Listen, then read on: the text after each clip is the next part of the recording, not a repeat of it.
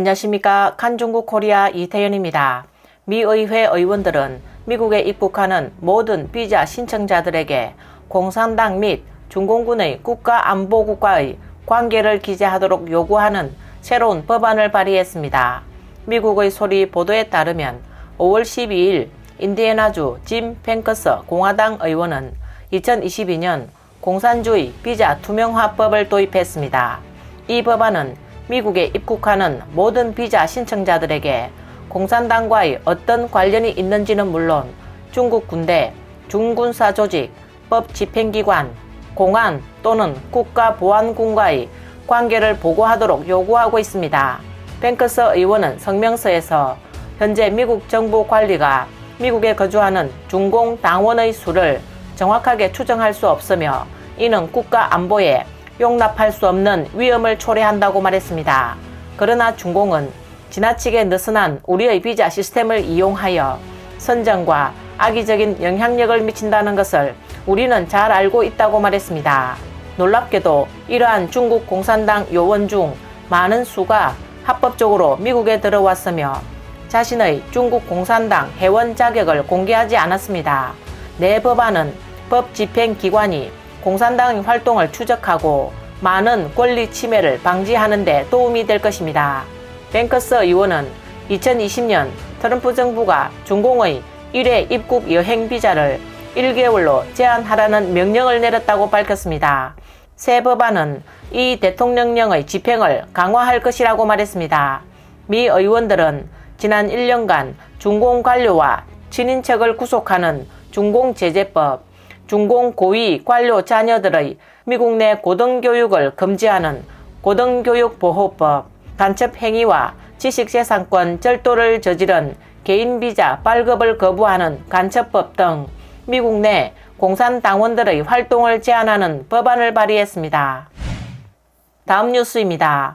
5월 16일 상하이 전염병 예방 및 통제 기자회견에서 상하이시의 16개 구 중 15개가 사회적 제로를 달성했다고 발표했습니다.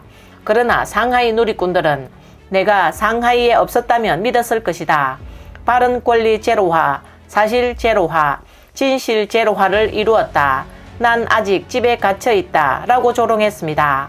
보도에 따르면 상하이는 15일 상하이가 질서 있는 개방, 제한된 유동, 효과적인 분류와 관리 원칙에 따라 16일부터 단계적으로 시장 재개를 추진하고 쇼핑센터, 백화점, 슈퍼마켓 매장, 편의점, 약국 등의 상업망을 순차적으로 점포 영업을 재개할 것이라고 발표했습니다.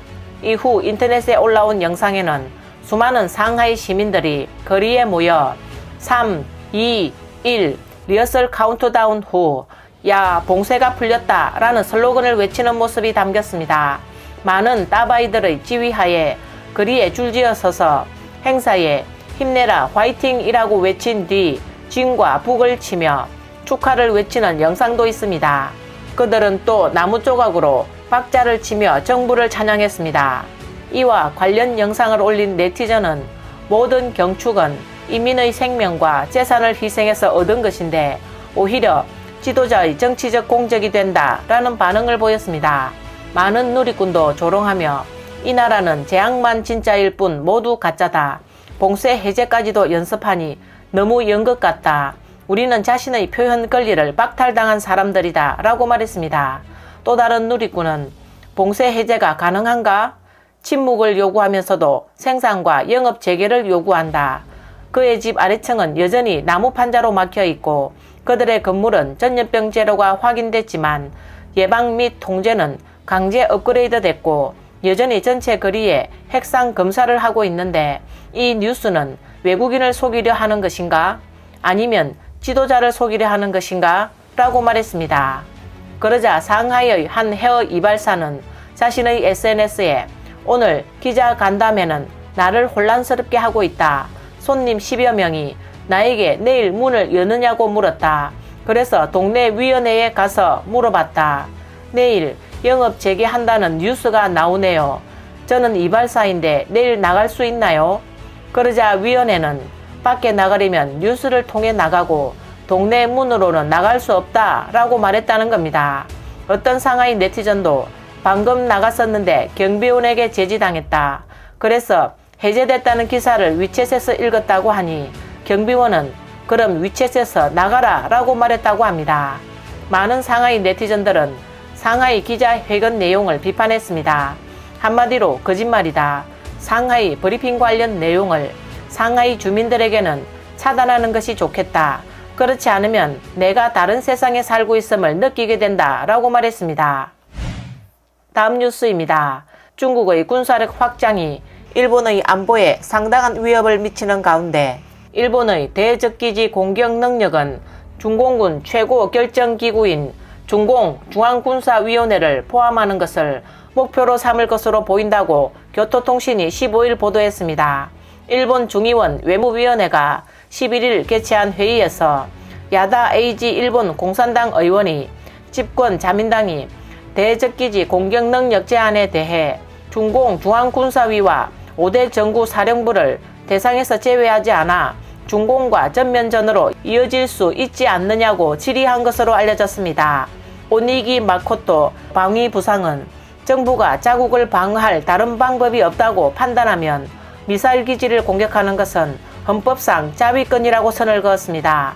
하야시 요시마사 외무상도 가능성을 부인하지 않고 정부가 국민의 생명을 보호하기 위해 어떤 옵션도 배제하지 않겠다고 밝혔습니다. 일본의 전 방위청 정보본부장인 오타 후미오 장군은 미국의 소리 방송과의 인터뷰에서 대적기지 공격 능력은 일본 방위의 필수지 더 이상 옵션이 아니라고 밝힌 바 있습니다. 그는 현재 일본의 탄도미사일 방어 시스템에서 이지스함은 대기권 밖에서 대응할 수 있고 패트리어트 미사일은 근거리에서 대응할 수 있다. 그러나 현재 중국과 북한의 가속화되고 있는 대기권 내 불규칙한 궤도 미사일을 가로채는 것은 거의 불가능하다라고 말했습니다. 히데시 도쿠치 전 일본 방위성 방위정책국장 평화안전보장연구소 이사장도 일본이 러시아와 중국, 북한, 세계의 독재 정권의 핵 보유국에 둘러싸여 있어 다른 지역보다 안보 환경이 훨씬 심각하고 미중 분쟁의 최전선에 있는 만큼 일본은 방위를 더욱 강화하고 특히 인접국의 미사일 능력에 대응해 조정해야 한다고 주장했습니다. 그는 미국의 소리와의 인터뷰에서 날아오는 미사일을 요격하는데 누락이 있어서는 안 된다. 단 하나의 미사일이라도 요격에 실패하면 일본은 큰 피해를 볼 것이므로 완전한 요격 네트워크가 전국적으로 구축되어야 한다. 반대로 공격자는 단 하나의 미사일이라도 방어망을 관통한다면 특히 큰 탄두를 탑재한 미사일이라면 대성을 이루게 될 것이다. 따라서 일본은 이웃 나라의 최신 미사일에 대응할 수 있는 타격력을 갖춰야 실질적으로 일본 침략 시도를 억제할 수 있고 억제력을 강화할 수 있다라고 말했습니다. 오늘 뉴스는 여기까지입니다. 구독과 좋아요는 격려입니다. 공유는 나눔의 시작입니다. 시청해주셔서 감사합니다.